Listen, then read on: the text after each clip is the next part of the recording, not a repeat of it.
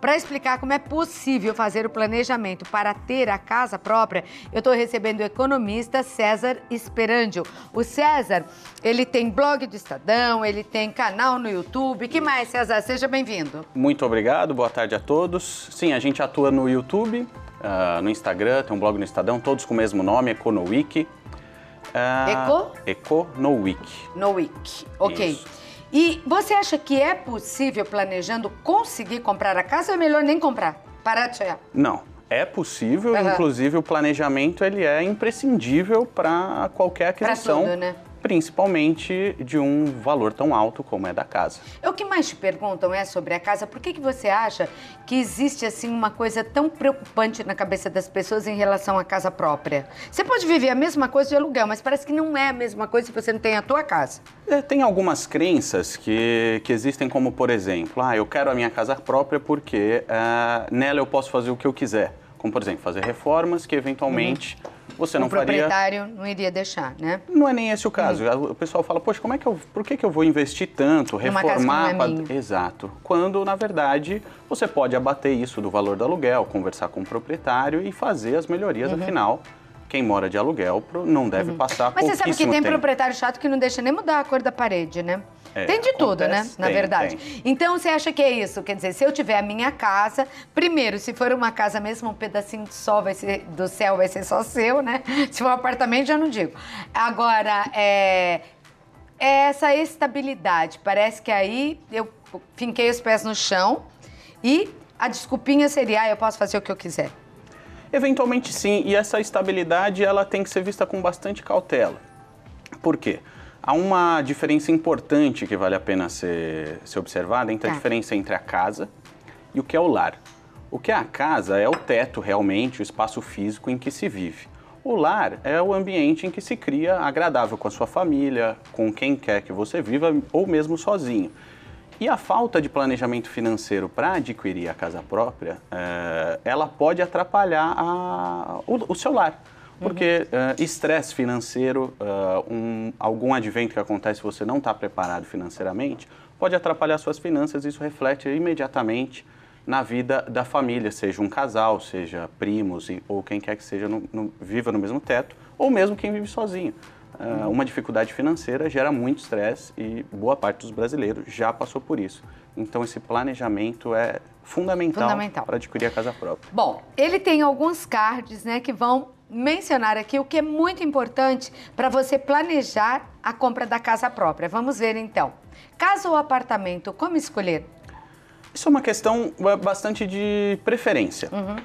A casa ela traz alguns custos, normalmente, além do que um apartamento traria, mas o apartamento também envolve um condomínio que bastante gente tem resistência. Fala, poxa, eu vou comprar uma casa... Eu vou ficar pagando a vida inteira. Como se fosse um aluguel. Exato, mas o condomínio ele traz algumas facilidades de custos que são diluídos entre todos os moradores, que boa parte das casas não tem, como por exemplo uma piscina, uma área de lazer, uma churrasqueira, uma área comum para os moradores interagirem, e isso a casa não tem. E a casa às vezes tem uma área externa, que nem sempre é bem aproveitada e gera um custo adicional. O apartamento é mais compacto, muito mais característico de ambientes urbanos, então é uma questão de preferência. Tem custos que tem um, não tem no outro, como condomínio. Mas os dois vão ter uma manutenção, um custo que é pro resto da vida. Sem dúvida. Não é? Porque a casa também, para manter, é mais difícil, eu acho. Vamos lá para o próximo, então.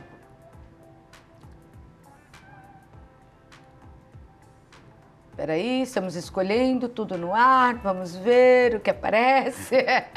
Comprar ou alugar?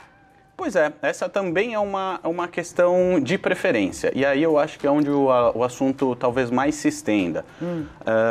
A compra de um imóvel, ele pode se constituir uma formação, ele vai se constituir uma formação de um patrimônio. Isso é interessante, mas não pode ser a qualquer custo. Claro que se você está pensando em construir um patrimônio, no mercado financeiro existem uma série de outros investimentos que são mais líquidos, o que eu quero dizer, você pode se desfazer a qualquer momento. Mais rápido, porque uma casa às vezes demora muito tempo para vender, né? Exatamente, esse é o conceito. E são mais rentáveis, mas é uma questão de preferência.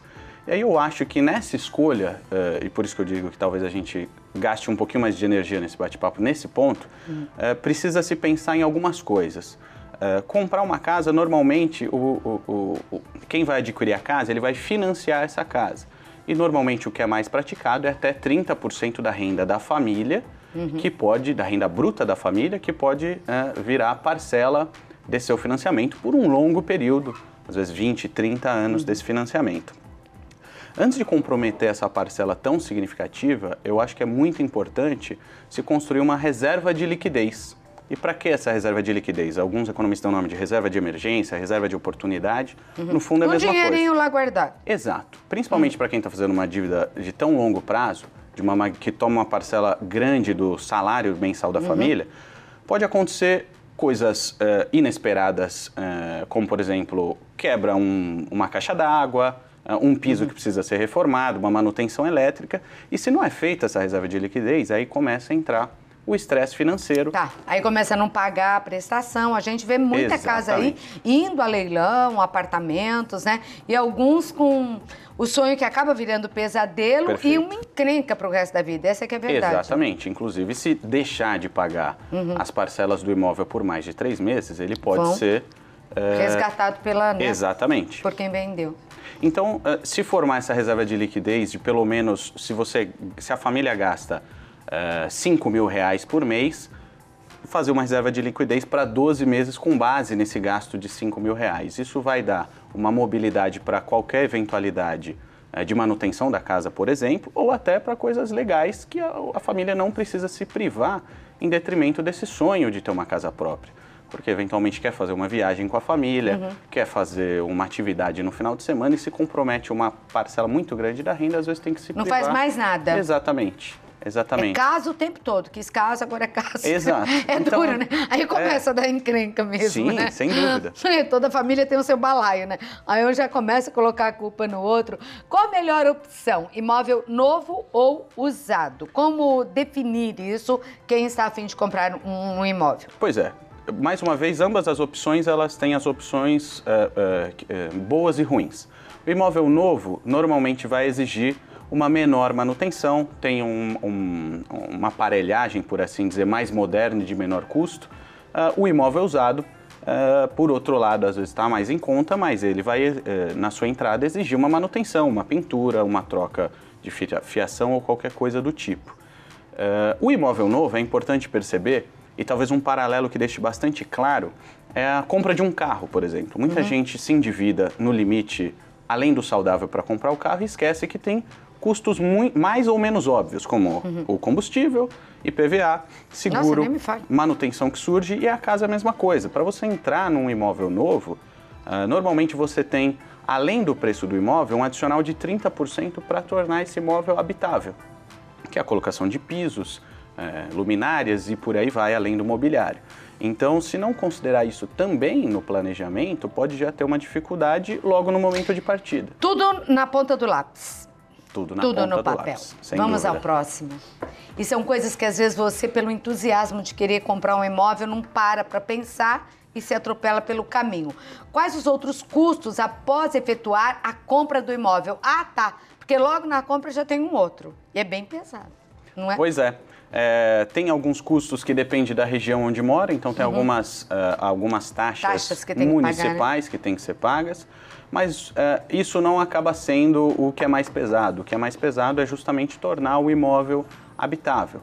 Então, fazer esse planejamento com cuidado e até a escritura do imóvel, que muita gente esquece às vezes, né? Compra, mas esquece que tem que passar a escritura. Exatamente. Aí fica deixando para passar depois e é bem salgadinha, né? Sim, e o corretor nem sempre vai informar isso para o comprador, porque é muito mais fácil dar o preço Não basta só o dinheiro da entrada para comprar, tem que guardar dinheiro para isso também.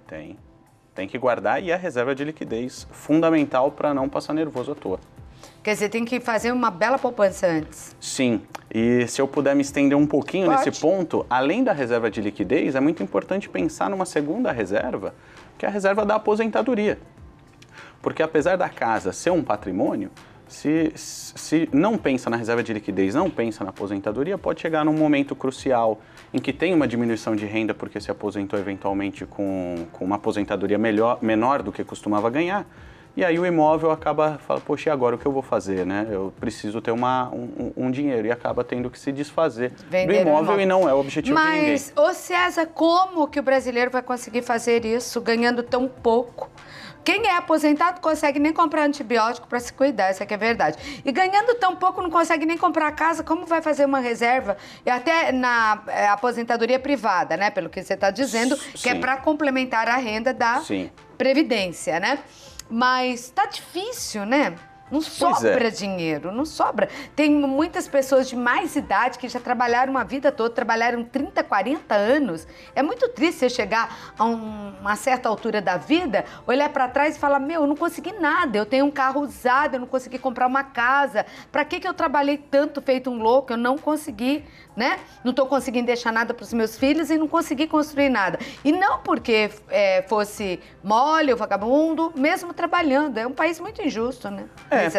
Realmente, a lida financeira com as finanças pessoais não é algo tão óbvio. Mas deveria ser, porque é simples. Para se planejar, para comprar casa ou qualquer outra coisa que seja o sonho, fazer uma viagem grande... Tem que fazer isso. Tem que se planejar e, às vezes, pequenos hábitos, como de usar aplicativos ou planilhas, ou mesmo o caderninho, anotar gastos, classificá-los. É assim que se começa a economizar. Sim, porque eu posso dar um exemplo meu.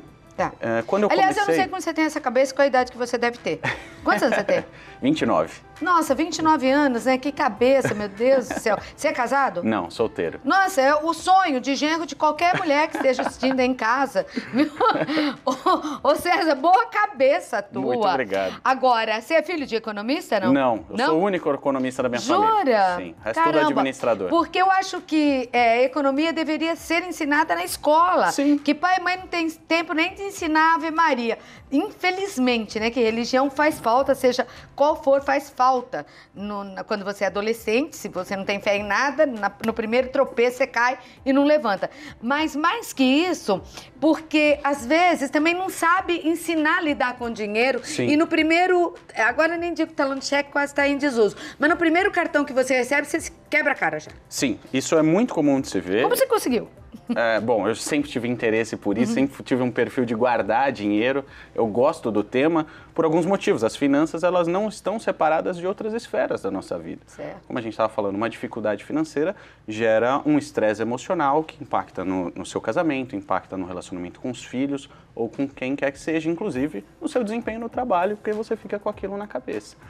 A educação... Se você tivesse... Deixa eu te perguntar uma coisa. Se você hoje, como jovem, nessa idade, muita gente não casou ainda, né? As pessoas estão se casando mais tarde. Se hoje você tivesse dinheiro para comprar um carro bem bacana e sair por aí com aquele carrão legal para curtir aí a tua juventude, ou dar entrada ou comprar com essas reservas que você falou que isso a gente já aprendeu, né? Comprar um imóvel, você faria o quê? Entre uma e outra opção, um imóvel. O imóvel. Porque o veículo, ele deprecia numa velocidade absurda e o imóvel normalmente tende a valorizar. Então, o melhor investimento já seria o imóvel. Sim. Um carro nem é considerado um investimento, um imóvel em algumas situações sim é considerado um investimento. Eu não tenho nenhum dos dois. Mas esse é a minha opção, né? Depende da escolha de cada um. Né? Sim. E tem gente que entre essas duas escolhas fala, nada disso, eu queria era viajar, né? Pois é, fazer um intercâmbio, que é uma tendência. Outra coisa. Quer acrescentar mais alguma coisa ou posso passar para o próximo? Tem mais? Rapidamente, eu acho que eu concordo com você, a educação financeira é fundamental, inclusive na escola isso deveria ser ensinado. E um exemplo muito simples, quando comecei a ter interesse por isso, eu comecei a anotar os meus gastos e classificá-los, como festas, alimentação e coisas do tipo. E às vezes, essa é uma dica da pergunta que você me fez, de como economizar para realizar o sonho da casa própria ou qualquer outro sonho que seja. Se começar com esse pequeno passo de anotar como gasta, quando gasta, por exemplo, eu percebi que eu estava gastando um dinheiro muito grande, uma parcela relevante do meu salário, com alimentação. E eu não percebia isso, porque eu ia almoçar, gastava R$20, R$30, numa situação mais legal, R$50. Era aquele... E quando eu via no final do mês, era um montante enorme. E eu me reeduquei, eu me readequei para atingir os meus objetivos. Então, esse primeiro passo é fundamental, anotar os gastos, anotar quanto ganha, não se perder com o cartão, e é verdade, isso é viu? óbvio. Você sabe que um dia, entrevistando um economista, ele fez uma conta de quando você vai na padaria, por exemplo, você pensa nos pãezinhos, e agora o pão tá mais caro, né? Que realmente a tua família vai comer naquele dia, porque normalmente não pensa, como é dinheiro pequeno, parece pequeno, você chega e fala, me dá 8 pãezinhos, me dá 10 pãezinhos, me dá 6 pãezinhos, e aí 2, 3, 4 às vezes não são consumidos e ficam lá. Tem mulher que reaproveita, tem mulher que nem reaproveita. Aí ele fez uma conta por dia, por mês e por ano, e eu fiquei de queixo caído de quanto que a gente joga fora só num pãozinho francês. Esse é um pequeno exemplo. Vários outros gastos que a gente não percebe, serviços que a gente assina e não usa. Então, só anotando mesmo. Fazendo anotação de tudo que se gasta. Sim. Vamos em frente. Financiamento de um imóvel, ele é similar a uma poupança? Pois é isso que a gente comentou um pouquinho antes. Ele é uma criação de um patrimônio? É.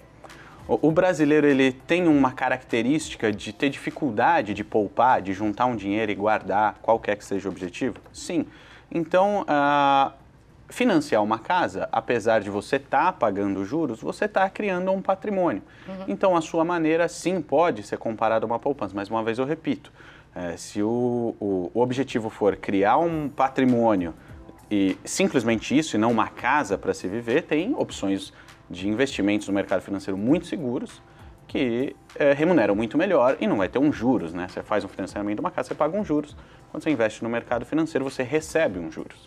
Mas sim, de maneira simplificada, pode ser comparado a uma poupança. Não, e você falou uma coisa muito séria. Eu moro em São Paulo, capital, né? Fico aqui, mas moro em São Paulo. E se eu não conversei com ninguém, aliás, é uma pauta que a gente poderia até fazer no programa, mas o que tem de imóvel para vender, ninguém está vendendo nada. Então tem essa coisa do mercado também ficar absolutamente parado, você precisar vender o imóvel e não conseguir, às vezes, por 2 anos, 3 anos, e vai deteriorando. Sem dúvida. E você, além de não vender, vai estar gastando. Porque você tem um custo de manutenção do imóvel. Então tem que pensar bem mesmo. Eu vou lá dar um recado e já volto, tá bom? Fica à vontade. Bom, e já tem perguntas aqui e a gente vai colocar, César, então, aí, para que você responda. É a Thaís.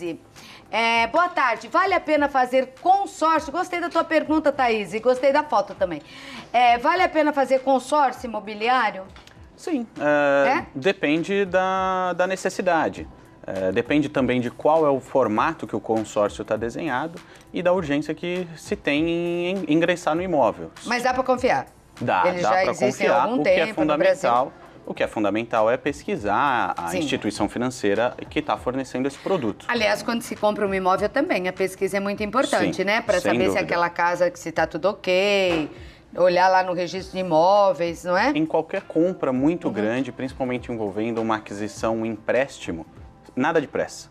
Tá. Pesquise com bastante calma, faça a melhor escolha, planeje todos os detalhes e não vai ter nenhum problema. Leia tudo com calma. Vamos à próxima. A Lourdes. Olá, Claudete equipe. Olá, Lourdes. É possível fazer uma rifa de casa para investir em outra? Como assim?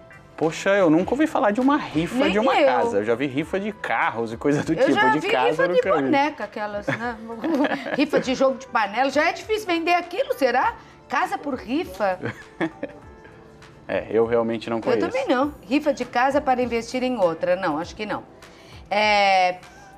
Assim, boa tarde, tenho um terreno e quero construir. É melhor construir ou comprar uma casa própria financiada? O que você acha mais vantajoso? Mais uma vez, depende. Em ambas as situações, dá para se financiar. Através dos principais bancos, é possível adquirir um financiamento para a construção da casa.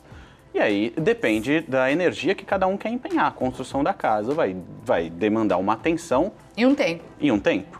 Adquirir uma casa financiada, principalmente se ela já estiver pronta, não. É mais rápido. Mas em compensação, não sei se é de Silmara, de Simone, se você comprou aquele terreno, ele deve ter algo especial. Você gosta dele, às vezes, né? Sim, claro. Eu vou contar até uma coisa. Quando foi para eu casar, nós compramos um terreno, estávamos construindo. Teve um assalto lá, a gente desistiu rapidinho e compramos uma casa pronta. Então, veja bem onde é esse terreno, né? Porque tem muita gente que... Eu adoro casa, mas eu fui em apartamento por uma questão de segurança, né? Dá tempo demais? Não. Ah, que pena. Bom, eu quero que você deixe uma orientação final, então, para aqueles que estão assistindo. E sonhar sempre faz bem, não é? Eu acho que a realização de tudo aquilo que a gente deseja na vida começa aqui, ó. Começa com o sonho. Ele está ensinando como transformar esse sonho em realidade. Só tem que levar a sério, né? Sim. Bom, eu diria para quem quer adquirir uma casa própria, e esse é um sonho de muitos brasileiros, trazer o seu sonho junto com um planejamento. Tá. E sem pressa, como a gente estava dizendo. Se planeje com bastante cuidado, anote gastos que você já tem e que você terá. Construa uma reserva de liquidez para evitar eventualidades que te tragam estresse ou mesmo que faça você evitar de realizar outros pequenos sonhos, como viagens, etc. E faça tudo com calma. Com pressa, comprar uma casa própria, se envolver em um financiamento com pressa pode não te dar a oportunidade de fazer o planejamento adequado.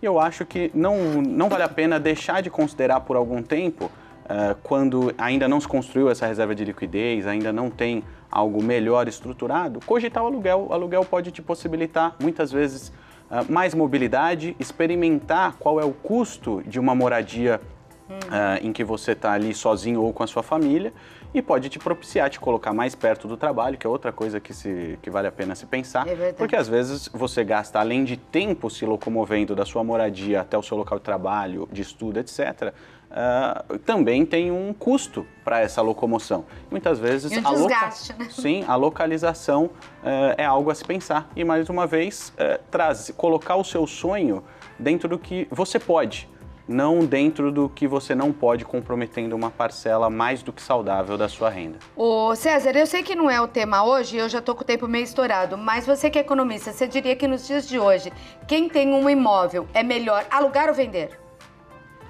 Poxa. Ou tanto faz? Ou vai depender da... Depende da oportunidade. Às vezes está com dificuldade de vender e um aluguel se torna mais fácil. Porque se você for vender também a qualquer preço, não necessariamente você vai vender a um preço legal.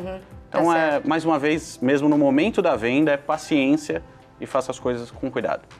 É isso daí. Caldo de galinha, não é assim? É isso. Paciência, caldo de galinha. Bom, me diga onde que eu te encontro, então. No YouTube eu tenho aqui, youtube.com/EconoWeek, é isso? Exatamente, tudo junto. Tá aí, ó, tá? Isso. E no Instagram? A mesma coisa, ECONOWEEK. Encontra Tá aí nessas também, duas. Geisa, tá, né? E lá a gente responde dúvida de todo mundo que a gente puder ajudar. Os dois. É mesmo? Então deixa na tela mais um pouquinho pro povo anotar aí, que ele tá dizendo que pode responder dúvidas aqui pra gente, né? Sim. Aí, você que é de casa, não teve a sua pergunta respondida aqui por tempo, pode pedir aí pro César, tá? Uma sugestão. César Esperandio, economista, você é de que bairro de São Paulo? Eu moro próximo à Paulista.